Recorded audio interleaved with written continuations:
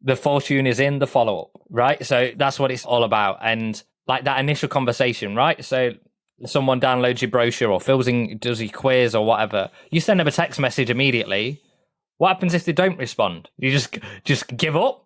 I'll send another text message to say, hey, just checking in from a message yesterday. Just wanted to see if you need any help. Super simple. Have you hit a wall when it comes to growing your business? Then welcome to the Wingnut Social Podcast, helping home professionals and luxury brands accelerate their success with proven marketing strategies and expert industry practices.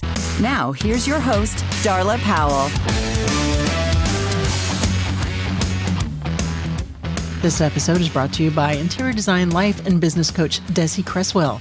Go to DesiCreswell.com to find out more about her new course, which actually launches today as this episode airs on June 16th. The enrollment is for the Out of Overwhelm.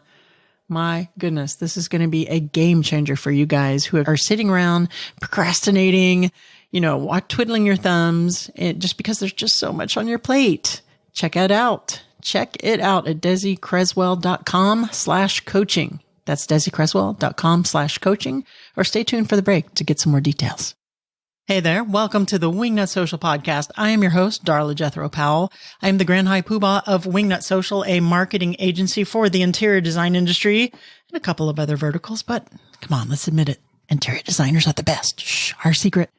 I am fueled today by Frosted Mini Wheats by Kellogg's, not a sponsor. But I hope that you are easily as fueled and sugared up and ready to go. Today's interview is all about cCommerce with my amazing guest, Paul Ace. You heard me right. cCommerce. C as in Charlie. C as in cockamamie. I don't know too many C words off. C as in Coca-Cola. So you've all heard of e-commerce. I'm sure e-commerce has been bandied about for the last, 20 years or so? God, how old am I? But Paul is going to talk to us about cCommerce, what that means for your business, what that means for your high-end business. And it is the way of the future. It's the way we're going to speak to clients. It's our vernacular. It's our relationship with clients. And we're going to dig deep and get some true golden nuggets of wingnut wisdom from Paul Ace. But before I do that, y'all know what time it is. Oh, and I would like to dedicate this theme song for the mini new sesh to Summer Sterling of Tavish Interiors. You're welcome. It's time for mini news sesh. Yeah. Okay, so here's the thing. Instagram has been kind of pow-powing, penalizing us, hitting us in the hand with a ruler with their virtual nuns for sharing posts to stories. You know how you can just automatically use the little airplane thing and send it to your story and share it. You will still get some traction. Well, especially now. Wait till the end of this. But they have been giving us demerits for that because they've said that they want only original content in the stories because the stories are kind of overpopulated. People don't have time, yada, yada, yada. So this is a thing that's been a thing over on Instagram. However, recently they had a bug in their algorithm, and a lot of these posts that were getting shared to stories were blocked, like totally erased from the storyline. Celebrities like Gigi Hadid, et al. Were tweeting. Listen to me, tweeting. That's Twitter. It's another episode. We're sharing posts or their stories about the conflict over in Israel, the Palestinian-Israel conflict. And Instagram was effectively censoring them. They were removing them, and not just from celebrities, but from anybody. There was something they're saying. Who knows what the real story is? It could be that there was a bug in the algorithm that was removing these. So Instagram has done a full 180. Thank you, Dua Lipa, and decided, you know what? We're not going to penalize guys for sharing other people's posts in the stories, which is totally a legal thing that Instagram, has set up for us to do. And I think that's for two reasons. A, they were going to engender, and they already have, engendered some serious bad will and bad vibes, bad mojo juju on the public for censoring these posts, which regardless of how it happened. And B, they don't want to deal with it. They don't have time to write a new algorithm. So they're like, hey, let's just say that in our great infinite wisdom, we're going to, not penalize you guys for sharing because this is something you all want. Okay, great. Okay, bye. You happy? Okay, great. Bye. Send us money, buy ads for our Instagram story. So This is something that we do at Wingnut Social on behalf of our clients a lot. On Darla Powell Interiors, I have 21,000 some odd followers. So for our clients, every now and then we'll share a story and tag, the client to get them more followers. So it's very helpful. And we've seen a relatively okay response on that. But if you are out there and you're sharing posts to your stories and you've noticed, this isn't getting as much traction as my regular stories, try it again. See if there's a difference, because it just might be. And that is it for today's mini news sesh, brought to you by Summer Sterling of Tavish Interiors. Mini news sesh. Yeah. That out of the way, let's get into my interview with Paul Ace. Let me tell you a little bit about the man. Paul Ace is popularizing the concept of C-Com through the science of conversion, conversation, and automation. He founded Amplify C-Com, which helps grow businesses past 7 figures through 80% human-like and 20% human experience. Amplify combines human psychology and automation to create more profits in their customers' pockets. And who the hell doesn't want that? Wingnuts, help me in welcoming Paul Ace to the Wingnut Social Podcast. Hey there, Paul Ace. Welcome to the Wingnut Social Podcast. How the hell are you? I am fantastic, Darla. Great to be on the show and give some value to your audience. I cannot wait to get into it with you. I was teasing the audience in the intro that we are going to get into C-Com, and no, I did not misspeak. Everybody's used to E-com, but C-Com is something entirely new to me, and I'm sure to the audience. So tell us, before we get into it, what the hell is it? Yeah, so C-Com stands for Conversational Commerce, right? So if you look back into the early 2000s when people are like, E-com, what's that? I don't know what that's all about. And now everyone talks about e-com just because of what it is. Now, some people are starting to talk about conversational commerce, which is about basically building conversations with people and a conversational way of selling. So that can be, for example, using SMS, Messenger, voicemail drops, using personalized images, all those kind of things together. And we use those to create an 80% human-like experience and then a 20% human experience. So all the grunt work that you usually do on the front, right? If you were doing manual outreach, we create an experience where you can automate that part, but it feels human-like. And then we hand over to humans after that for the rest of the conversation, which guides more people to sales. So when you say human-like, what are we talking about here? What differentiates the human-like from, the stuff that we're normally used to? Sure. So, if typically, have you ever had a promotional text message, Darla? So let's say, I don't know. Yeah. Right. And how do they typically go? It's like, hey, 50% off today. Click here. Yeah. And then I click stop. I type in stop and then I'm like, please do not bother me. Right. Exactly. So the way we differ is, let's say someone just requested a free brochure, right? So let's say it's you're doing the interior design and someone requests a free brochure on your site. Now, if you're gathering their phone number at that point, you could straight away send them a text message within that first 5 minutes to say, hey, Darla, notice you just downloaded the brochure. Appreciate you. Would love to hear what kind of project you're looking for. Oh, right? I like that. That's a different approach. Not too many designers that I know are doing that for sure.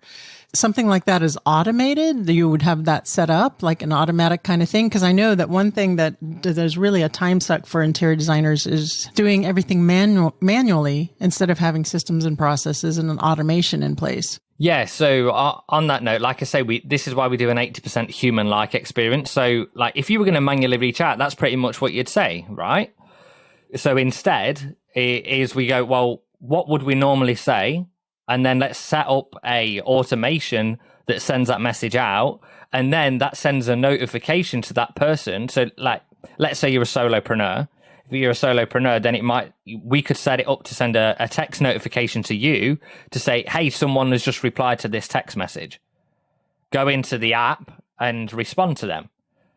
Or you could have let's say you're working on the computer, you could have a push notification that pops up that says, so-and-so is just giving you a new reply. So then you can be on that within 5 minutes of that first reply and then start that back and forth conversation. So instead of going, oh, okay, cool, we're going to elongate this conversation, where usually it's like, okay, I'm going to download your brochure and then we're going to go away and think about it. And you might send a couple of emails afterwards and then they don't respond, or book in a call or a consultation, and then that's it.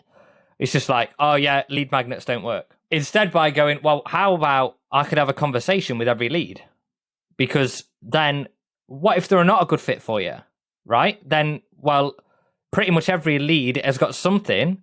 And when I say lead, we shouldn't really say lead either. Every person that opts in for something on your site has got something in their life that they're not happy with. So it might be, hey, I want this interior designer for this particular reason. Or they might be asking for a service that you don't really provide. They might be like, actually, I don't want the interior design. I just want someone to actually go and paint my house, but I've opted in for the wrong thing. Right? That happens. Something you said there I really love is you changed lead, say not a lead, because leads really, we have a habit of saying, okay, this person or inbound or, that as a number, but they're really live flesh and blood, living, breathing human beings. So I think that's something that you address as well with the philosophy of cCommerce versus e-commerce, correct? Sure. And I think the main reason people link e-com and c-com is just because they sound similar, right? They're not intrinsically linked.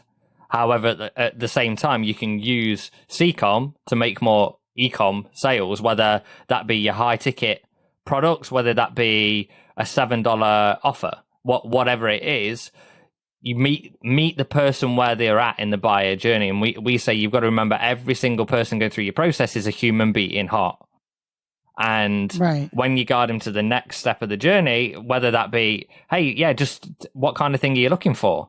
And if they say, oh, I'm looking for someone to paint my house, you can then monetize that lead by going, oh, what kind of thing are you looking for with that? Because what would happen usually is you send an automated email out to them, or you don't get back to them in 24 hours if you've got no automation. You don't get back to them for about 48 hours with an actual quote or anything like that. But then you're doing this one-size-fits-all approach.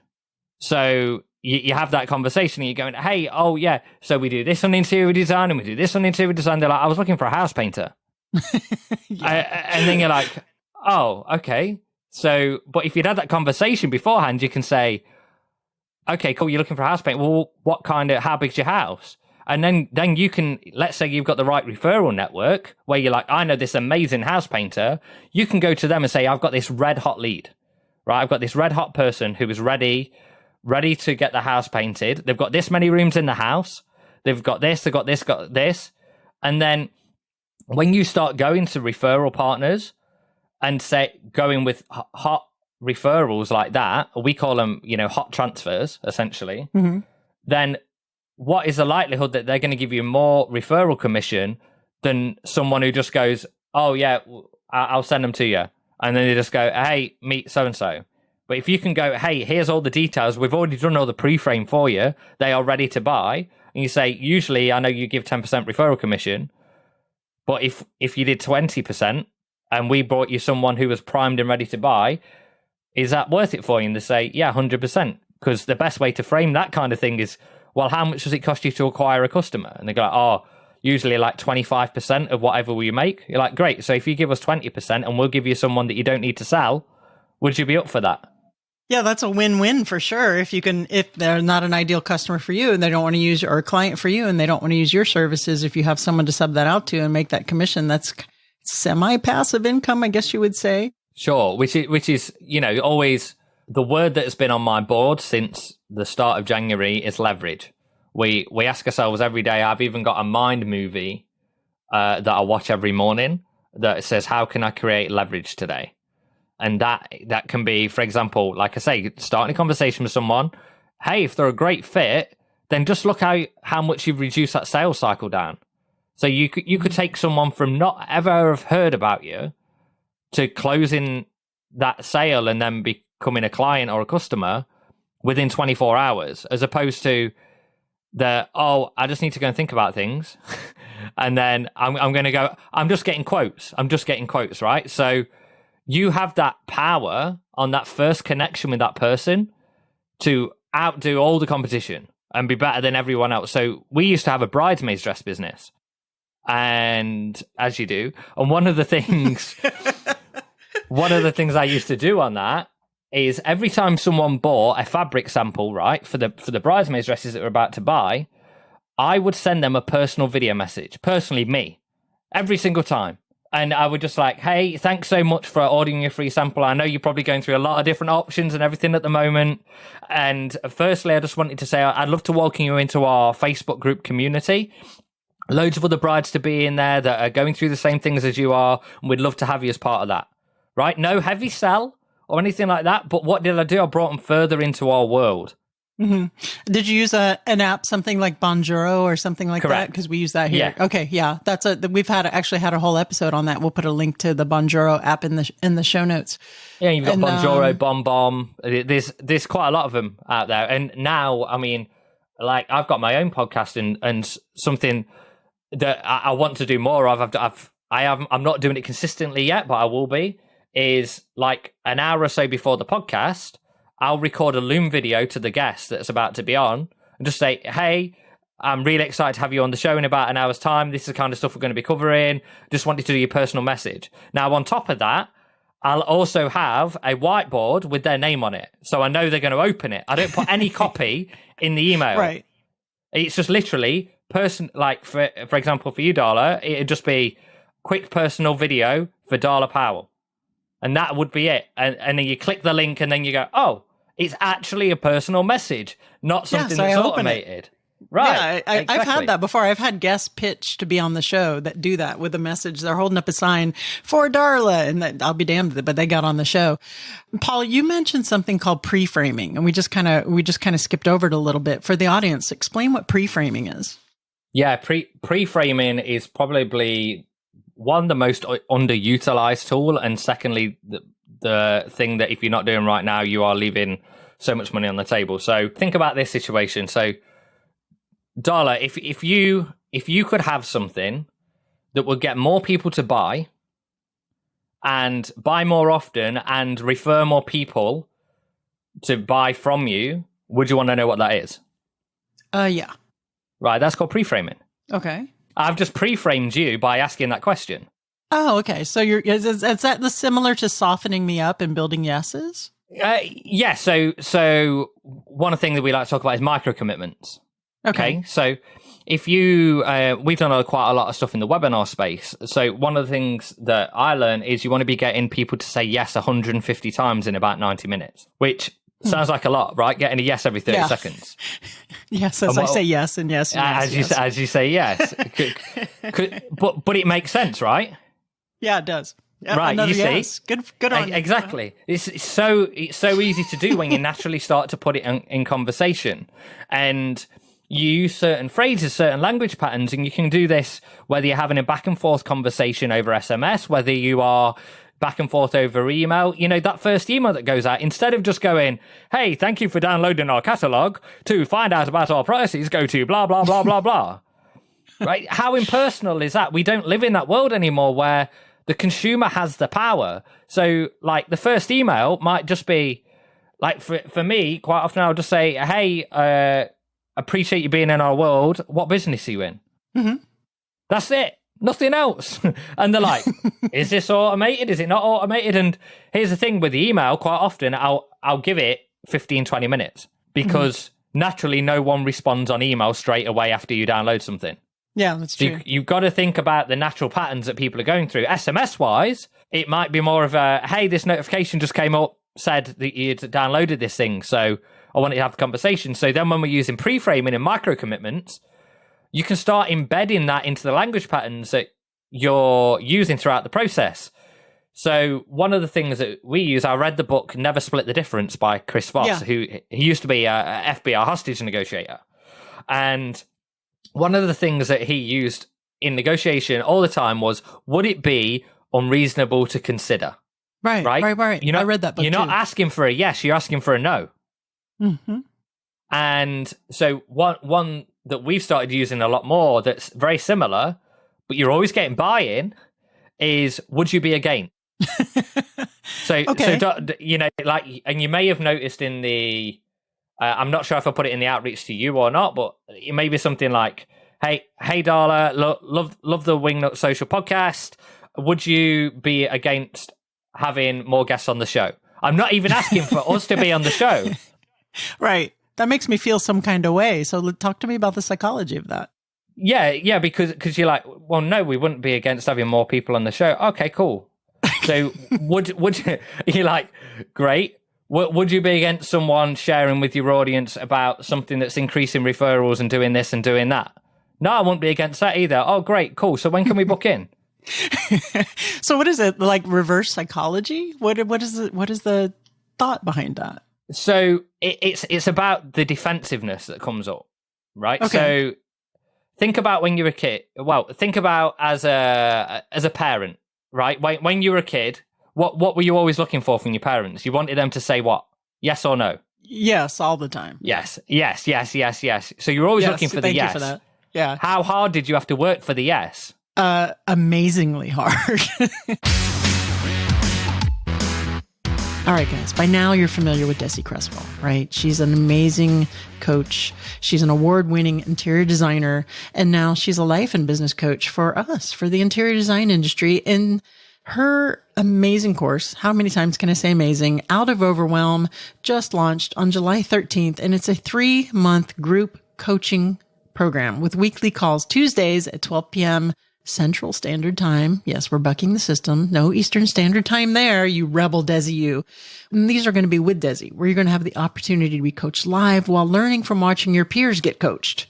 And I have to tell you, Desi and I had a session on, you can see it. It's still on the Wingnut Social IGTV, where Desi, man, she dug in. And I'm not going to say it was the most comfortable thing I ever went through, but it was incredibly helpful. And you can see how skilled she is at getting the juice out of you, getting the pain points and helping you and walking you through it. So this group is for you if you're overwhelmed and stressed, or if you're burned out and want a solution that allows you to grow your business, or if you're just stuck in a rut and you need a new approach. Go to DesiCreswell.com/coaching. You will not be disappointed. She is amazing. And head on over to the Wingnut Social Instagram and check out, you get a little sample. Just get a little sample of her genius and how good she is. Again, that's DesiCreswell.com/coaching. Right. Imagine if you were a kid. Yeah. Right. Imagine, go back to your childhood now, and then imagine you'd reframe that and you said, Mum, would it be crazy if I had one sweet? No. And then, so kids are amazing at creating this buy-in and pre-framing and commitment, right? So what, like at that point, no, okay, you can have one. Okay, great. And then you get to the sweetie jar and you take your sweet out and you say, Mom, yeah, I noticed these two are stuck together. Would you be against me having two because they're stuck together? And no, okay, cool. You can have two, right? So there was two principles that we used there. The first one being you did the first sell, right? So the first sell was a very small commitment. Would it be against having one suite, right? You wanted two, but if you asked for two, you wouldn't have got none. You would have got none. Right. So then you upsell your parents to say, I want another one, right? So then at that point, then what did I add at the end? So it's easier because they're stuck together. So I added it because there's a psychology behind adding in a reason. Doesn't matter if the reason's a stupid reason. So in the book, Robert Cialdini's Influence. So Robert Cialdini wrote the book Influence, and in there's a study around making some copies, right? So this guy stands in line and says, "Can I skip the queue?" And people are like, "No." And then they tested it with, "Can I skip the queue because I need to make some copies?" It was like, well, what else would you be doing? But the compliance rate went up like 90%. Wow. Okay. Because there was a because. Huh. Right? So right. when you add a reason behind things, and we do this all the time in conversational copy. So the first, sometimes, I'm just trying to think of a best example, like, I've experimented a lot on how I get someone's phone number in, for example, like Messenger. Right. Okay. So if I just say, "What's your best phone number?" Sometimes that works. sometimes that's the best thing for that audience. But I'll split test loads of different things. So it might be, what's your best phone number so you don't miss out on this? Or what's your best phone number so we can send you access to this? Right. I do that with the podcast. I'll say, what's your best phone number so we don't get disconnected, or in case we get disconnected? I give them a reason or a because. And again, you use that in your conversational follow-up.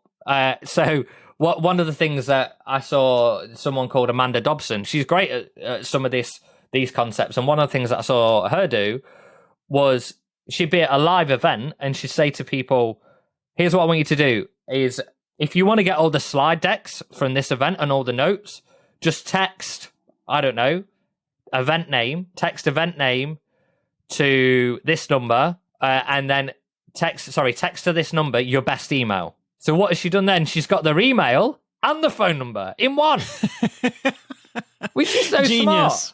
Smart. But then, smart. Then where I'd take it further is then I'd wait until after the event and create an automation that I knew as soon as I got off stage that I could create an automation that say, hey, I just wanted to say, appreciate you so much being part of that event. And I'd love to hear more about your business. Whether you're in high ticket sales, whether you're an interior designer, whatever the process is, think about where someone is in the buyer journey. Let's say you've gone to an expo, right? I don't know if you could call them expos in America or something. Yeah. Markets or those kind of things. So let's say you've gone to a market and you've gone, hey, there's this free giveaway going on. Now, what happens is if you're going to give away something for free, and then everyone gets bombarded over email, and then they don't open anything, and then they just go with someone else anyway because no one stood out. So imagine if you could start those sales conversations with the people who maybe, let's say you were busy on the stall at the time. You were busy dealing with someone else at the time, and then someone just entered your giveaway, put in the details quick, and then walked away. Now, usually you've kind of lost that sale, or you've at least lost the conversation. If you could text each one of those people 5 minutes later, hey, sorry, I just missed you. Did you want to come back and have a quick chat, or do you want to, or would you, right? So then alternative close. Would you prefer to come and have a quick chat, or would you prefer to speak over text? Right. So they have to choose one. Right. So you just, prefer to speak over text. Okay, that's great. Cool. I'd love to hear a little bit more about what kind of design needs you're looking for. At what point does the human take over, though? How conversational is this process? Sure. So it depends on what scale you're at, and we always say you've got to look at scale in general, right? So if you're selling something that's $7 and you're selling 1,000 of those a day, you're not going to record a personal video message to every single person who buys a $7 product because it's just not scalable.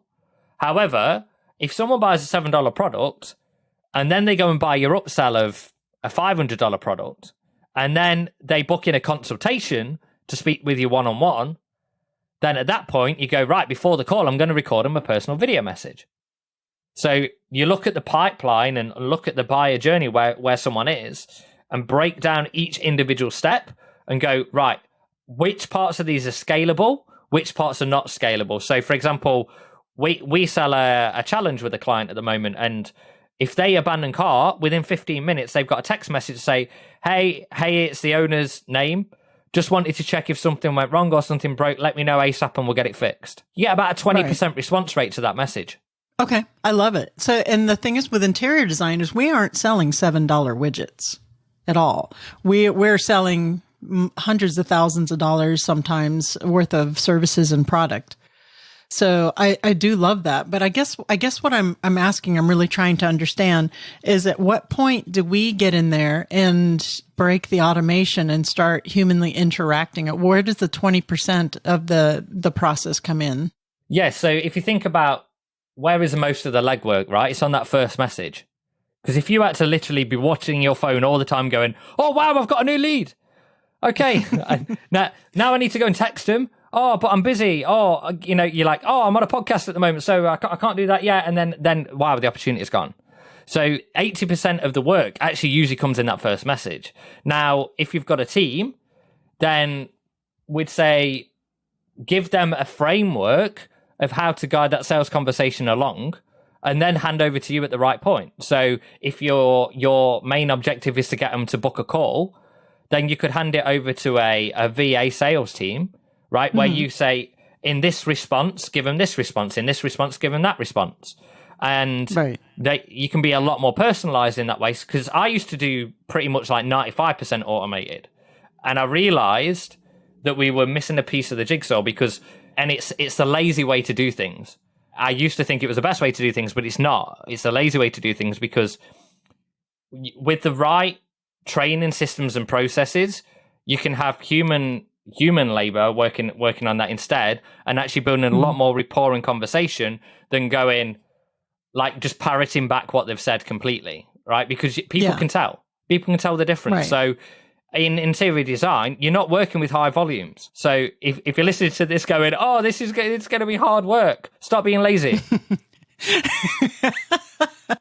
I was going to say, I do like that, the first part, if you have it crafted in such a way, we have an and or choice, and then you can follow it up with the human factor. And what I do like about the cCommerce is something that we preach here at Wingnut all the time is to be yourself and have a personality and to be conversational and not to be a robot and not just to sell, but actually engage and develop a relationship with that human being, that real life flesh and blood human being, and don't think of them as just leads or money in the bank. And you'll find that makes a tremendous amount of difference. So let me give you an example, Paul. So for Wingnut Social, my marketing agency, if someone signed up for my newsletter or they took our quiz, we have a lead magnet on our website. Which social media platform would be best for you, or should you be on? So if someone took a quiz and opted in for that, would that be something that would be appropriate to say, hey, thanks so much for taking our quiz. I noticed that you fell in on LinkedIn.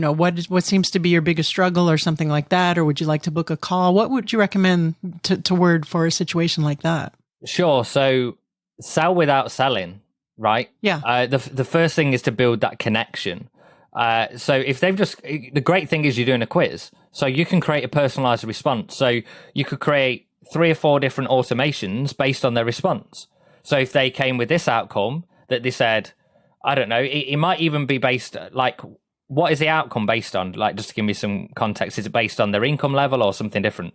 Their ideal clients, their voice, what with their business to business, maybe they're commercial interior designers, maybe they're more residential, where their ideal client lies. Based on their answers through the intake, it'll tell them which of the social media platforms, Facebook, Instagram, LinkedIn, Twitter, would be most beneficial for them in general.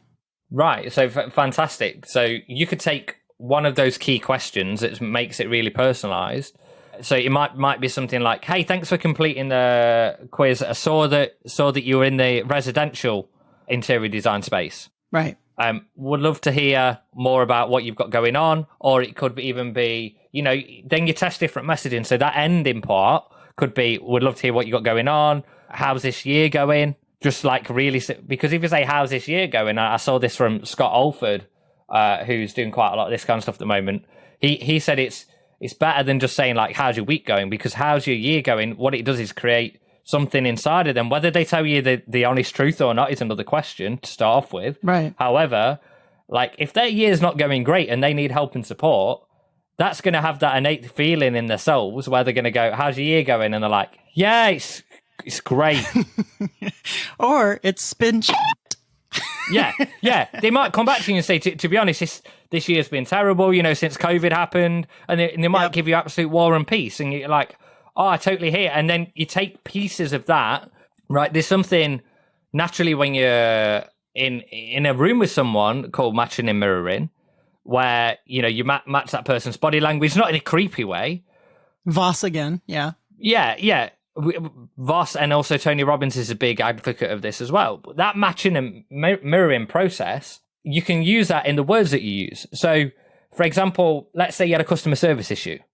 Let's say you've taken on an interior design client.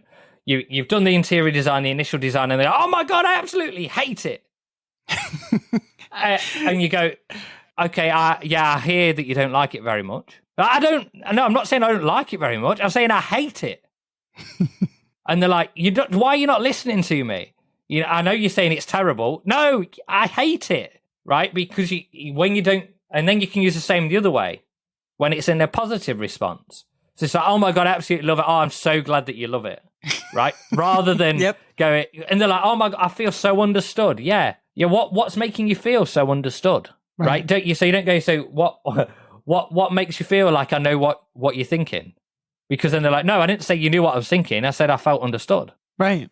So like, when I say parroting back, right? If you're just doing it in an automated way where like, thank you, yes, and then you repeat everything that they've just said, then that's just weird. Because naturally we don't do that. But small in conversation. So for example, look, when I'm doing my own podcast, sometimes if someone said something to me and they've made a point, I will look at how can I use their wording and their phrasing before I expand on that point. If you've gone, hey, so I'm doing this quiz, right? I'm not going to call it a survey. I'm going to call it a quiz because you just told me you've called it a quiz. So otherwise we're not aligned. So whatever process you're going through, whether you're automating it or you're doing it human to human, like use the phrasing that they're using, because that's what naturally is going to bring people and create very quick rapport with someone else where they're like, oh my God, this person just gets me. Yeah, I love it. And that's true. And it seems almost intuitive, but a lot of people won't do that. They'll just insert themselves into the conversation and ignore the other person, not hear them. So that is excellent advice.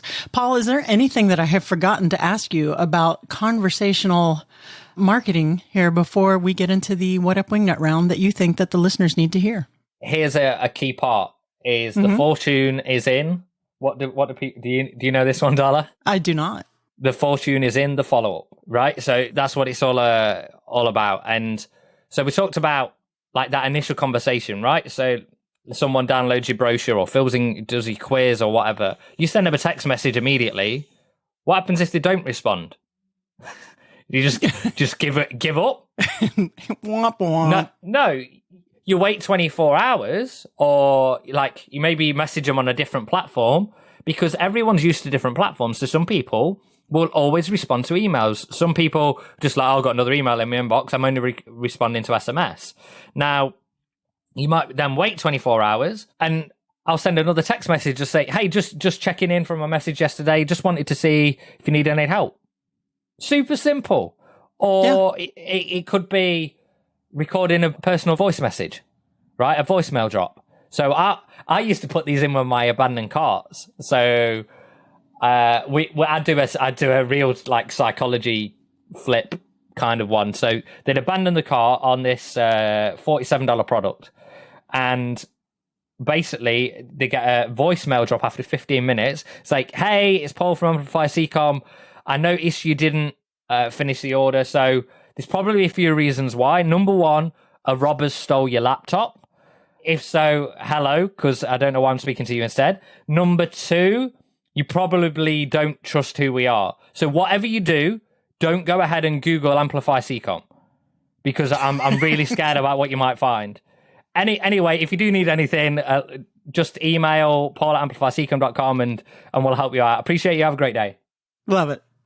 I love it. And I love that it shows your personality too. You definitely have a sense of humor. And if they're your tribe, that is going to get them hook, line, and sinker. Hook, line, and sinker. Yeah. 7% conversion rate on that offer. Nice. On the front end from cold traffic. So, yeah, that was pretty awesome. I say that was the other thing that I say. Follow up. Fortune is in the follow up. Fortune is in the follow-up. All right. That is very important. And I have to tell you that sometimes I get so bogged down in emails and things that a couple of those fortunes fall through the cracks. So that is a terrific reminder. So Paul Ace, now I have to ask you, are you ready for the What Up Wingnut round? Boom shakalaka, yeah, I am. Now it's time for What Up Wingnut. All right. What would the hashtag on your tombstone be? It would be wow. And the reason because, hashtag wow, because we're all about customer wow, right? Customer experience. And also, it's not just, it's like, how could you create wow in your own life? How do you, it would either be that or leverage. The other word is leverage. I'm obsessed with leverage. It's just like, how can I create automations? How can I create strategic partnerships? How can I get paid without doing the work? Oh, I love that last one. I'm all for it. I love them all, really. How can I get paid by going, hey, so-and-so meet so-and-so? Yes, that's ideal. And I have actually started to trickle into that too with Wingnut because we don't do a lot of website work. There's something we specialize purely in social. Well, not purely. We do some one-offs on the side, but we are social first agency. And I have referred a lot of our clients to a terrific website designer, a couple of them. And, it works out really well for us. Second question. You're stuck on a deserted island and can have only one of your favorite foods. What's it going to be? Steak, because I can cook it differently every night. I love it. That's a good one. What's your favorite cut of steak? The best steak I've ever had was a filet mignon. Well, yeah. So steak wrapped in bacon. I haven't been able to top that for a long time. That was like when I was 15, so it probably wasn't even that good, but at the time it was really good. I'm actually a sucker for a good ribeye. Last but not least, please recommend a book that has had an impact on you either personally or professionally. Can I have more than one? Well, okay. For you, I will. Yeah. You're building another yes. Yes. The first book I ever read that really changed the way I thought about entrepreneurship was The Miracle Morning. And that was by Hal Elrod. And that's something that's like how to create this morning routine where you set yourself up for the day. I actually kind of call mine a miracle evening now, which sounds a little bit rude, but it's not. But it's very much about plan out your intentions for the next day completely. So when you come in the morning, it's like it's all laid out, ready to go. I've even got integrations that set up an automated video that pops up on my computer at 6:45 a.m. every morning with my mind movie of all the things that I want to achieve in life. I don't even have to think about it. So set yourself up to win. And the other one is The Road Less Stupid. So for anyone who is a brilliant book by Keith Cunningham, and for anyone who is in that operational space or that CEO space, right? If you really want to think about better questions and better thinking time, then read that book. And I'll read that about once a quarter, at least 2 times a year. And that is all about asking questions about the causes, not the symptoms. Because so many times it's why am I not making enough money? It's a stupid question to ask, right? So it could be because you look at the lead indicators instead. So you go, okay, what wouldn't need to happen for me to make that in sales? And then you work backwards from there and go, okay, well, why are we not getting enough of that piece? Why are we not getting enough lead flow in the front end? What do we need to change in that respect? So work backwards from the end goal, and then you get to a cause instead of a symptom. I love it. All right. Paul Ace, please tell the listeners where they can go to find out more about your services. And I am definitely going to look you guys up and see about automating some of my Wingnut social stuff. So you can go to Amplify C-Com.com, and that there's no hyphens or crazy stuff in that. And you can see there's some resources on there. We just started blogging. By the time you listen to this, we may have done a lot of blogs. And also, we just launched a podcast as well, which is called Amplify to 7 Figures. And you can go to Amplify to 7, as in the number, figures.com. And we interview 7-figure business owners looking at what is working in their business right now and all that great stuff. So a lot of valuable content out there. Awesome. Thank you so much for being a terrific guest on the Wingnut Social podcast, Paul Ace. We appreciate you so much. You have an amazing week. Appreciate you too.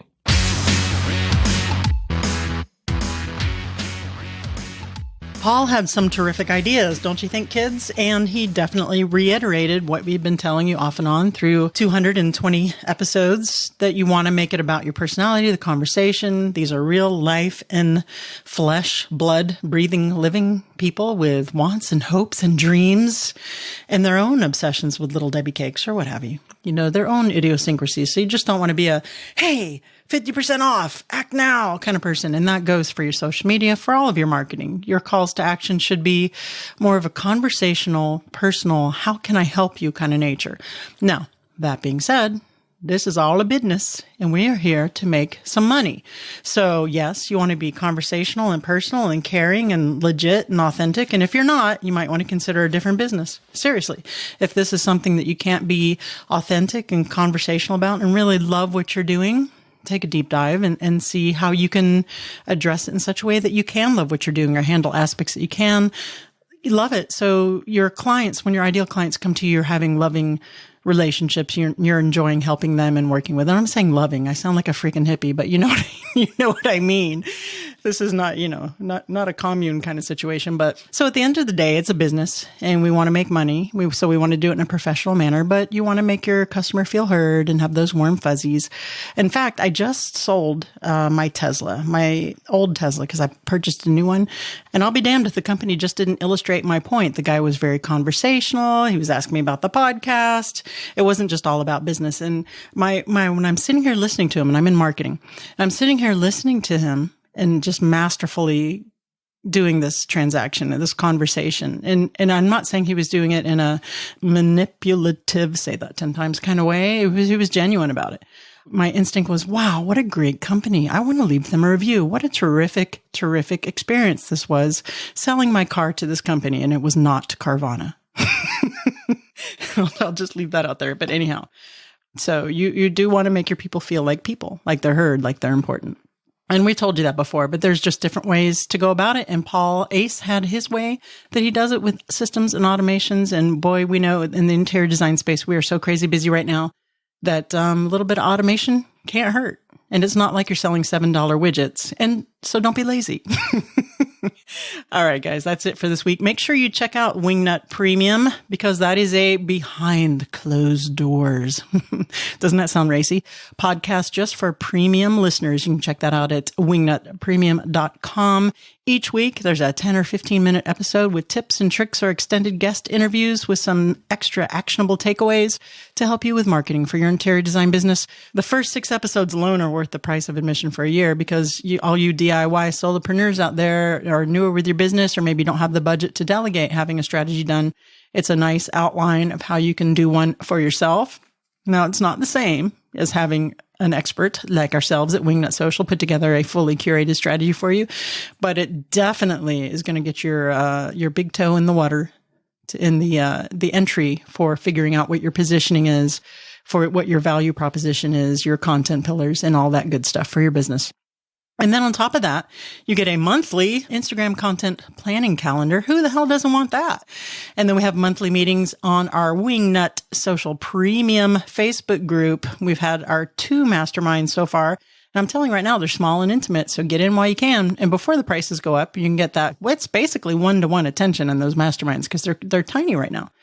So go over to wingnutpremium.com. Check that out. You can't beat it with a stick. $14.95 a month. I mean, come on. You spend more than that on bubblegum every month. Maybe I do. Do I have a habit? Do I have a bubblegum habit? All right, guys. That's it for this week. We'll see you again next Wednesday. Remember, get out there, get uncomfortable, and be great. You've reached the end of this episode of Wingnut Social, but that's only the first step into accelerating your business the Wingnut way. Head on over to wingnutsocial.com to see how we can help you take your business from social mediocre to social media master.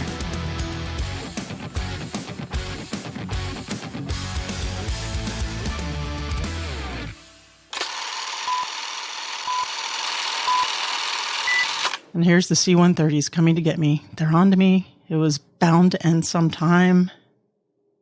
We've had a good run, y'all. I got a new Model Y, and it's amazing. Where was I?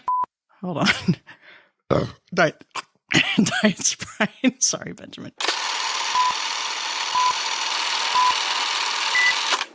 Good boy, Mango.